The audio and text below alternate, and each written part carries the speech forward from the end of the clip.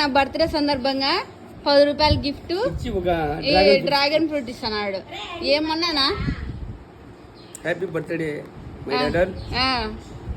Thank you my daughter. Happy birthday today my daughter. Happy birthday అంట. Today my daughter birthday. Date చెప్పు. Date కూడా 29/7/1999.